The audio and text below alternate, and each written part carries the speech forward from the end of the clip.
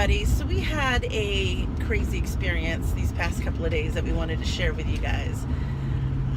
We were traveling from Corona to our RV site it's right off the Colorado River, and we stopped through 29 Palms to see Caesar's sister that recently relocated to that area. Look how beautiful. Wow, that's so pretty. And we put in the address like I do all the time when I'm co-piloting over here, and put it into our iPhone GPS app, or my iPhone Maps app. And Google Maps. I know, it was not a good experience. So what happened was, they only gave me one route. And as you know, those of you who use a map app or GPS app, it normally gives you multiple routes to get somewhere, and it'll tell you which one's the shortest and whatnot. The only route that it sent us had us cut through another freeway and to take this road up to the RV park. Well, when we got to that entrance of that road, it was like a dirt road, like it was going to lead to a campsite. And I just figured, well, this must be the entrance coming up to the RV park. Maybe it's more of like a campsite instead of a paved road or something. And according to the GPS, we needed 5 miles on this road to get to the RV park. And I'd say about 2 miles in, we started noticing, oh, this is really close to the river. And the bushes started closing in on our camper and our truck.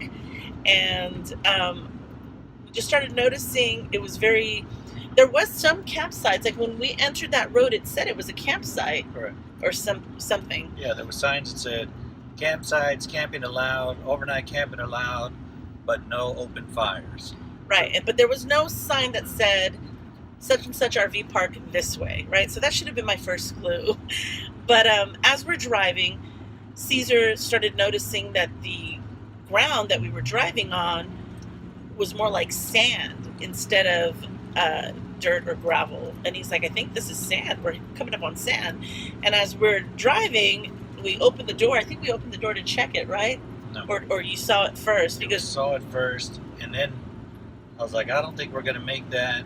I got to turn back around. So I stopped and was going to turn back around. But as soon as I stopped, the whole truck just sank into the sand. I'm telling you, it was soft sand, as if you were to go to the beach. Like dry, soft sand, where when you got out of the truck and you stepped on it, your feet sank in the sand. So needless to say, our truck tires pretty quickly and instantly got stuck in the sand. Good thing the camper itself didn't get stuck. I think we had just drove right into the soft sand, and then we couldn't get out from there. So we spent 5.5 hours trying to get out of the sand. Just trying to dig out, because we could rock back and forth, but I think the weight of the camper wasn't. It was just pushing down on the back wheels. And mind you, we do not have a 4-wheel drive truck. We do not. We've got a Super Duty truck, but it's not a 4-wheel drive. So that's where my hesitation wasn't going to the sand anyway. But as soon as I stopped, the truck just sank. I don't know if we would have kept going, it would have just gone over it. I don't know, but we did sink. And just trying to dig out of it, going back and forth, just kept sinking us further and further and further. And I knew I was beat when it got center high, but the wheels went so low that the sand itself was on the rear differential, the rear axle. So I knew I was beat then. I couldn't dig out of that, and I figured it was the camper. The weight of the camper was pushing us down, so I unhitched the camper, and it got us out. It got us about 6 inches out, and that's it. I would have had to dug 6 inches, 6 inches, 6 inches, and that wouldn't have worked all evening. We did get out and looked in front of the truck at where we were going, and the soft sand patch was maybe 50 yards, if that. But it was just that just that sand, or just that 50 yards, totally killed us. We could have gone past the 50 yards, and there was a huge opening where we could have turned around, but didn't make it. It's crazy. I mean, this man dug nonstop the entire time that we were there. And what happened is we were trying to make it to our RV park before sundown. So at this point, it was about 7:30. I called the RV park. They didn't answer because the office was closed, because I wasn't sure if I was on the right road. Obviously, this is before we got stuck. And then when we got stuck, the sun went down pretty quickly. Within 30 minutes of being stuck, the sun was setting. And so those 5 hours that we were out there digging up the truck, trying to just reverse and get out of that sand, all happened at night. And good thing we had leftovers for lunch for the kids. So the kids ate leftovers, and then they passed out. They were asleep at the back of the truck. And then so we had a tow truck.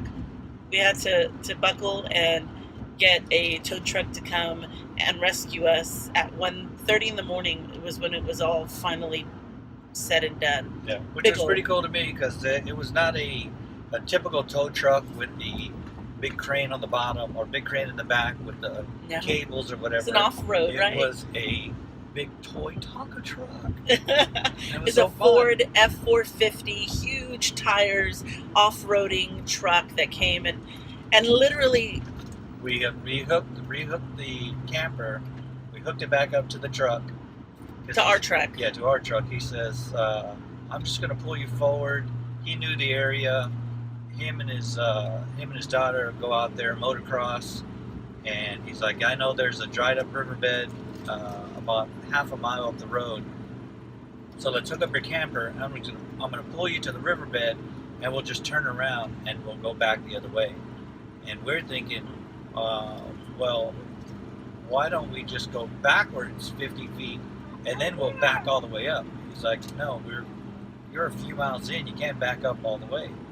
Well, at that time, 1 o'clock in the morning, it was, yeah, I can, because I don't want to go forward and get more stuck. But his truck was so amazing. Yeah. He literally just hooked up to in front of our truck and pulled our truck and our camper out of that sand effortlessly. I mean, that truck was just like, here we go for a ride, and pulled us out. I mean, it was amazing. It was expensive, $400 for a tow, but at 1:30 in the morning we were done, and we were out of our nightmare that we had just gone through. And then by that point, of course, we can't check into the RV park. It didn't make any sense to pay $25. We're getting there at 1 o'clock in the morning, wake up somebody or whatever. So we boondocked in a camp. In a BLM. BLM area where other big rigs were parked. Yeah. And just stayed there literally for 3 hours. We all woke up at 5 o'clock in the morning to a beautiful sunset, mind you. Yeah. And got some breakfast at a gas station and some coffee, and waited it out till about 8:30, 9 a.m. And luckily, our RV park let us check in super early, and we were able to get in, take a shower, and relax. But yeah, so I'm gonna go ahead and post some pictures of our night. You can see what we went through, and just another rookie lesson learned from us. It's all a learning curve, like we said in a previous video. So this is another thing, you got to double check your routes and make sure that you're driving the right way, and not trust iPhone GPS apps.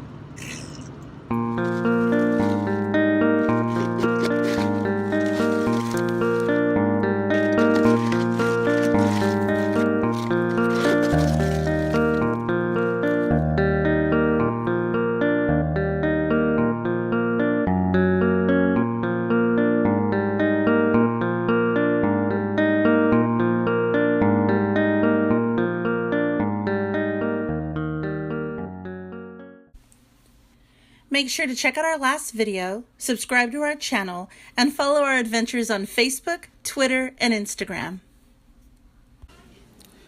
Lights, camper, action!